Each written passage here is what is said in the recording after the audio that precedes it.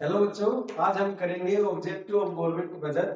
Last video में हमने किया what is government budget and what are the components of government budget and deficit and types of deficit.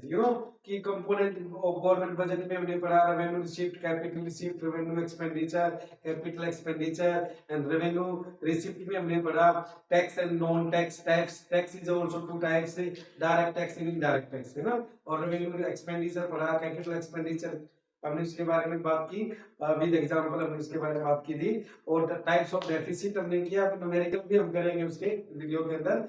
But आज हम बात करेंगे ऑब्जेक्टिव ऑफ गवर्नमेंट बजट। मैंने आपको लास्ट वीडियो में बताया कि एक क्वेश्चंस बेटा गवर्नमेंट ऑब्जेक्टिव के, जो ऑब्जेक्टिव ऑफ गवर्नमेंट बजट है, यहाँ से आपको 101% मिलेगा। इसको रट लीजिए, मैं आपको बता रहा हूँ कि यहाँ से एक क्वेश्चन आपको 101% आपको ऑब्जेक्टिव ऑफ गवर्नमेंट बजट से आपका क्वेश्चन सीबीएसई बोर्ड एग्जाम में जरूर दिखाई देगा। तो सबसे पहले आता है रीएलोकेशन ऑफ रिसोर्सेज। के अंदर हम बात करते हैं कि रिसोर्सेज का एलोकेट कैसे करना है। तो गवर्नमेंट क्या करती है, जो जिस टाइप के गुड्स होते हैं जहां पर जो हार्मफुल होते हैं सोसाइटी के लिए, तो गवर्नमेंट क्या करती है, उसके ऊपर हैवी टैक्स इंपोज कर देती है। तो लाइक कॉटन, जैसे गवर्नमेंट क्या है, कॉटन वगैरह खादी वगैरह होते हैं, इसके लिए गवर्नमेंट जैसे वही लोगों को ज्यादा प्रमोट करना, ज्यादा खरीदे, इस टाइप के गुड्स के लिए गवर्नमेंट क्या करती है, उस पर सब्सिडी देती है। तो रिसोर्सेज का रीएलोकेट कैसे करे गवर्नमेंट, दैट इज क्या है, गवर्नमेंट के बजट के माध्यम से गवर्नमेंट करती है। तो इकोनॉमिक स्टेबिलिटी सेकंड आता है। इकोनॉमिक स्टेबिलिटी, इकोनॉमिक स्टेबिलिटी के अंदर क्या होता है कि हमारे टू टाइप्स होती है। जब मोर मनी सप्लाई हो जाता है, मोर मनी सप्लाई और less money supply, more money supply और लेस मनी सप्लाई। तो यहाँ पर बच्चे आप ध्यान देंगे, जब पैसा ज्यादा हो जाता है तो लोग डिमांड ज्यादा करते हैं, तो इससे इन्फ्लेशन आती है। इस केस में क्या होता है, इन्फ्लेशन आती है। तो इन्फ्लेशन आती है तो गवर्नमेंट इस केस में क्या कर देती है, टैक्स को इंक्रीज करती है। टैक्स क्या कर देगी, इंक्रीज कर देती है, ताकि मनी सप्लाई कम हो जाए। और पब्लिक एक्सपेंडिचर को क्या कर देती है, डिक्रीज कर देती है। पब्लिक एक्सपेंडिचर को डिक्रीज कर देती है। और जब लेस मनी सप्लाई है तो इस केस में क्या करते हैं बच्चे, इस केस में डिफ्लेशन आती है। तो डिफ्लेशन को कंट्रोल करने के लिए गवर्नमेंट टैक्स को क्या कर देती है, डिक्रीज कर देती है।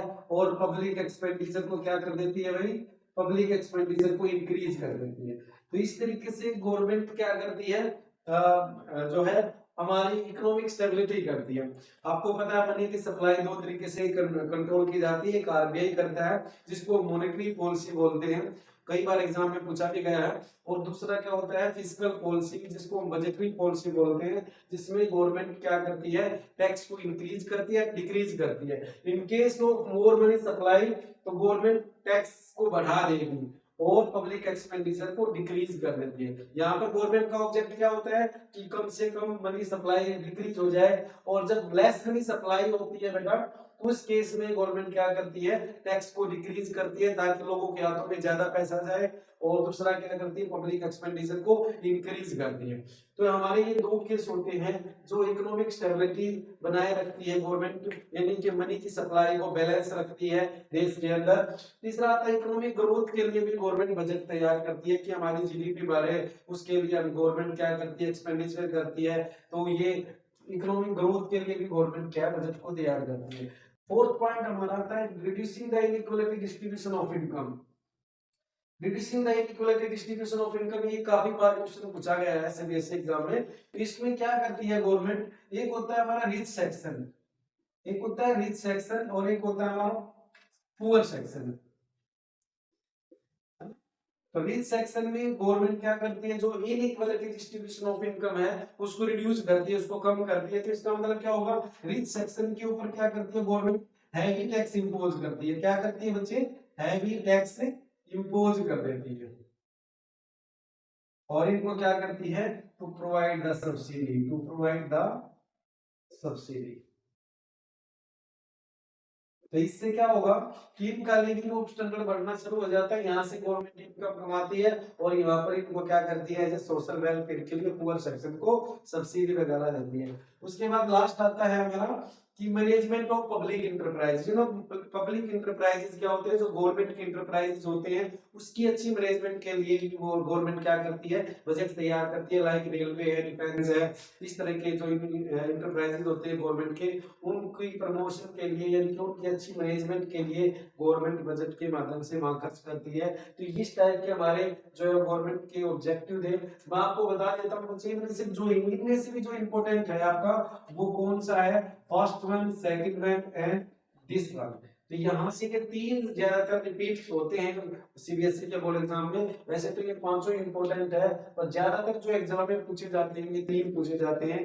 ठीक है, तो ये हमारे ऑब्जेक्ट है। यहाँ से एक क्वेश्चन आपको जरूर मिलेगा, 101% मिलेगा। आप देख लेना सीबीएसई के एग्जाम के अंदर ऑब्जेक्टिव गवर्नमेंट बजट से क्वेश्चन सीबीएसई जरूर पूछती है। तो इस वीडियो को आप जरूर देखें और ज्यादा से ज्यादा अपने फ्रेंड सर्कल को बेटा शेयर करिए ताकि उनको फायदा मिल सके। Thank you.